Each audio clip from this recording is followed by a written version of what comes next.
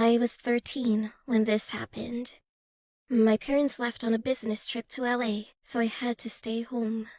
My dad gave me his card so that I could order whatever I needed, so I kinda enjoyed being alone.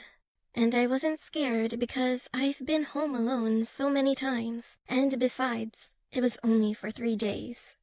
Well, this was around the time the clowns were breaking into houses and doing some weird stuff. But they never came to my area since they usually hit more quiet places, especially the area near a forest. Although we had a fence that could easily allow someone to climb over, we didn't really think much about it because the area where we lived in was very safe. Anyway, it was around 6 p.m. and this was in the winter, so it got dark pretty fast.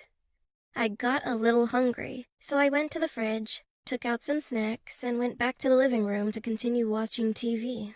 That day, it was raining heavily, so it was too noisy to hear anything except the rainfalls pounding on the roof.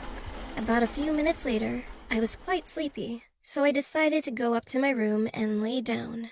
I was about to grab my phone and check my social media, but then I heard something drop really hard on something downstairs.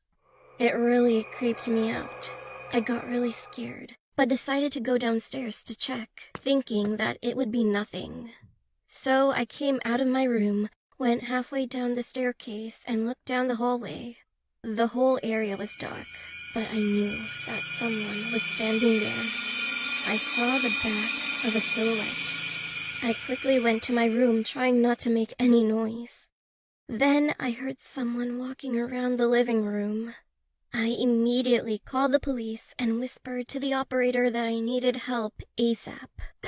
But all of a sudden, I had a sneezing fit. I was so panicked at that moment, so I instantly ran to the bathroom since it was the only room with a lock. As I was reaching the bathroom, he sprinted up the stairs so fast. I locked the door and tried not to cry. The man tried to open the door. He kept turning the doorknob. The bathroom had a small blurry window, but I was able to see outside. So, just then, I got a glimpse of what was at the door. It was a clown, with green hair and without a nose. He was wearing a very weird outfit and was holding a gigantic knife. I had no other choice, so I quickly hopped inside the bath, opened the big window, and jumped out. I slid off the big roof and fell on the concrete. I couldn't even feel my injury because I was so scared.